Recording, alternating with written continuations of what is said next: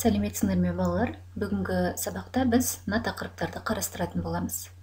Ядролық реакциялар, радиоактивті ыдырау заңы, термоядролық реакциялар, радиоактивті изотоптарды алу және оларды қолдану, радиоизотоптар, радиациядан қорғану, элементар бөлшектер.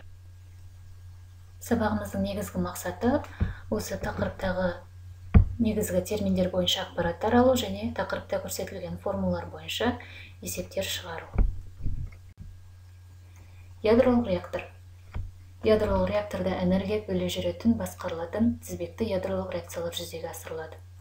Алғашқы ядролық реактор 1942 жылы ақш-та Энрико Фермидің жетекшілігімен құрастырылған болатын. Кейінірек 1946 жылы Игорь Васильевич Курчатовтың басқаруымен Кеңес одағы ғалымдары ядролық реакторды іске қосты. Реактордың негізгі элементтері ядролық жанармай, нейтрондарды байлатқыш, энергия шығаруға қажет жылу тасымалдағыш, реакцияның жылдамдығын реттейтін құрылғы. Ядролық реактордың сыртын радиоактивті сәулеленуді шығармайтын қорғаныс қабатымен қаптайды. Мына суретте көрсетілгендей.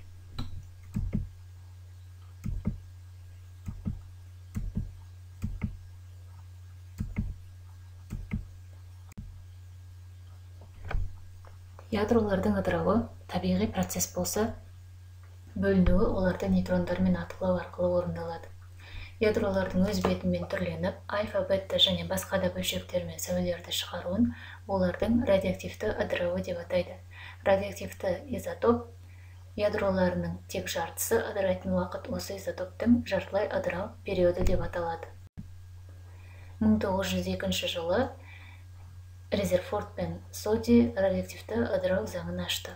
Ядролардың радиоактивті ыдырау заңының формуласы төмендегідей. N тең болады N0 көбейтілген 1 бөлінген 2-нің N дәрежесі. Немесе N0 көбейтілген 1 бөлінген 2-нің кішкентайты бөлінген үлкенті дәрежесі. Мұндағы N0 дегеніміз алғашқы ядролардың саны, N дегеніміз ыдырамаған ядролар саны, T дегеніміз ыдырау уақыты, үлкенті жартылай ыдырау периоды, N деген кішкентай N жартылай ыдырау периодының T уақыт ішіндегі саны.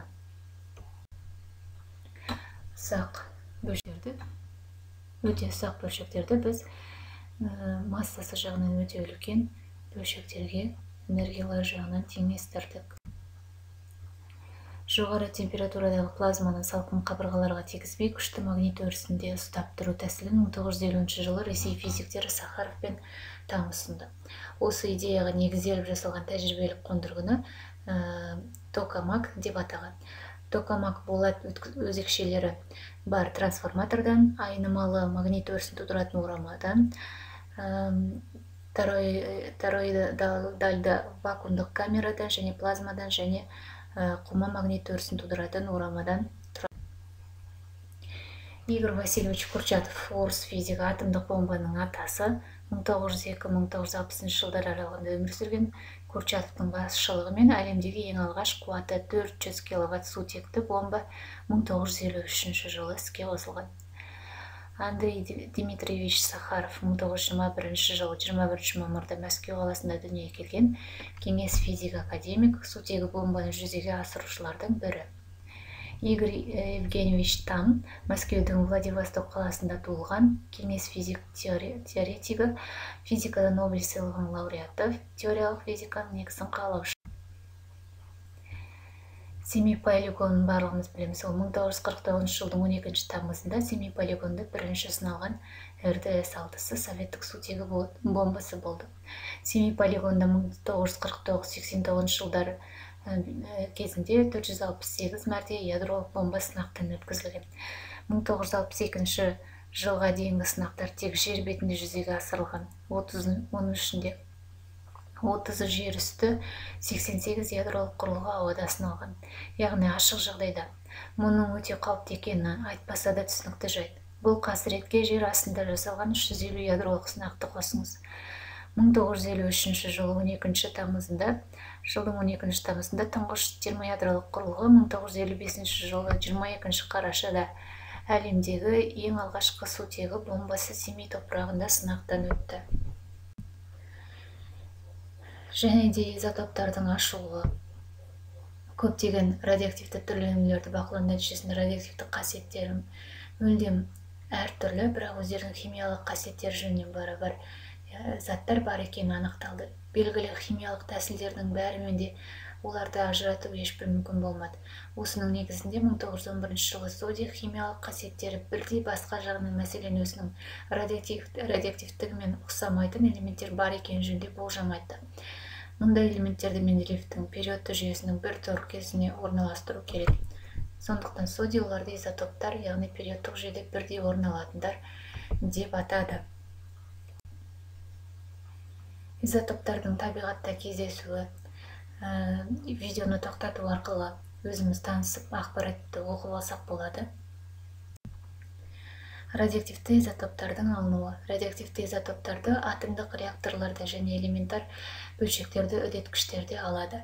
Қазіргі уақытта изотоптарды өндірумен өнеркәсіптер айналысады. Радиоактивті изотоптардың қолдану ауқымы өте үлкен. Биология саласында, медицина саласында, ауыл шаруашылығы, археология, өнеркәсіпте.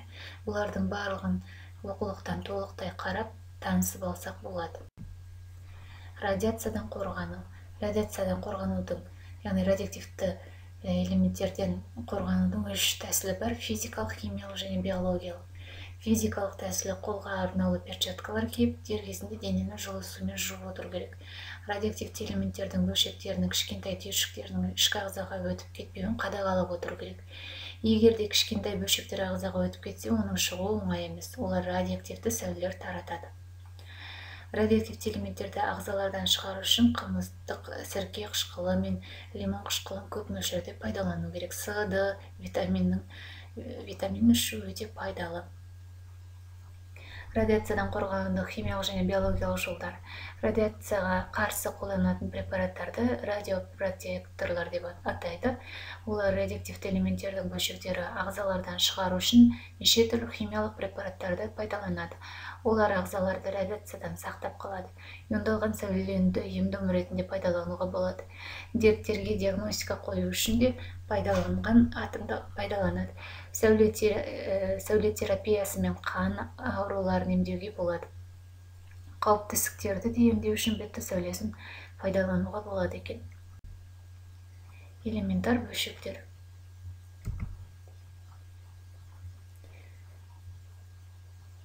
Біздің осы сабаққа дейінгі білетін элементар бөлшегіміз ол электрон болатын. Электроннан да басқа элементар бөлшектер бар екен. Элементар бөлшектер 1932 жылдан бастап 400-ден астам бөлшек табылған. Яғни жүктелуі тыныштық массасына қарай, электр зарядың шамасына қарай, спиніне қарай, өмір сүру уақытына қарай және әртүрлі әрекеттесулерге қатысуы арқылы. Массаға қатысты жүктелуі бөлшек фотон, жеңіл категориялы бөлшек тобы лептон деп аталса, ол лептондарға электрон, ион, нейтрино жатады. Орташа категория және ауыр категориядағы бөлшектер тобын адрондар деп жалпылай атап, оны мезон және барион болып екіге бөледі. Мезондар қатарына каон, пион жатқызылса, бариондардың қатарына нуклон. Нуклондардың протон мен нейтрон екенін білеміз, және гиперон жатады. Элементар бөлшектер өмір сүру уақытына байланысты тұрақты, квазитұрақты және тұрақсыз резонанс болып үшке бөлінеді. Тұрақты элементар бөлшектерге электрон, протон, фотон, нейтрино жатады. Квазитұрақты ол өмір сүру уақыты тау үлкен 10-20 дәрежесі секундтан электромагниттік және әлсіз әсерлесу нәтижесінде тұратын бөлшектерді жатқызамыз. Тұрақсыз резонанс өмір сүру уақыты 10-22 дәрежесінен -24 дәрежесі аралығында, секунд аралығында. Күшті әсерлесу нәтижесінде тұратын бөлшектер жатқызамыз.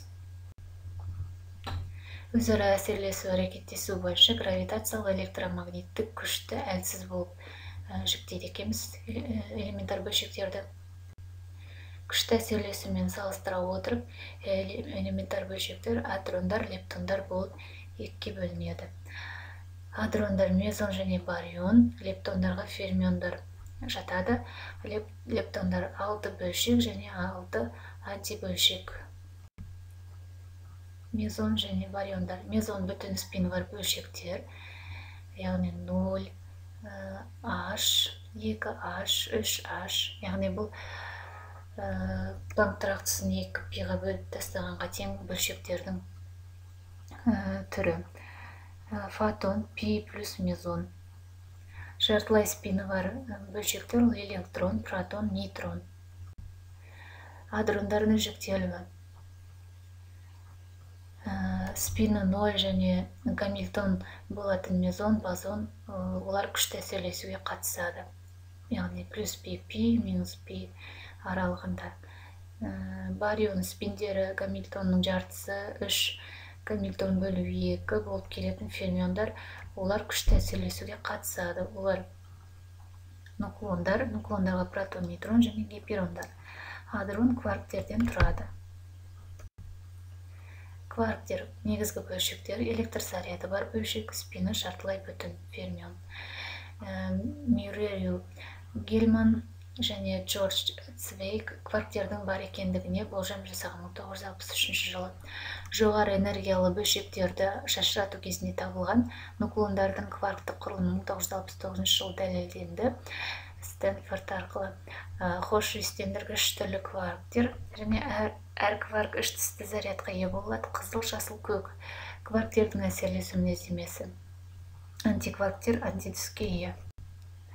Лептондар күшті әсерлесуге түспейтін бөлшектер: электрон, мион, нейтрино. Әлсіз әсерлесу реакциясындағы нейтрино әрқашан өзінің лептонымен бірге пайда болады. Антибөлшектер: әр элементар бөлшекке антибөлшек сәйкес келу қажет. Антибөлшек дегеніміз бөлшекке қатысты қарама-қарсы заряды, өмір сүру уақыты, тыныштық массасы және бірдей спині бар элементар бөлшек. Аннигиляция: антибөлшек пен бөлшек кездескенде пайда болады. Барлық элементар бөлшектер бір-біріне айнала алады. Әртүрлі энергияда бір бөлшек әртүрлі бөлшекке айнала алады. Бірақ әрқашанда энергияның сақталу заңы орындалады. Энергия, масса, заряд, импульс. Соқтығыс кезінде электрон мен протонның аннигиляциясының суреті, бейнесі. Элементар бөлшектердің кестесі.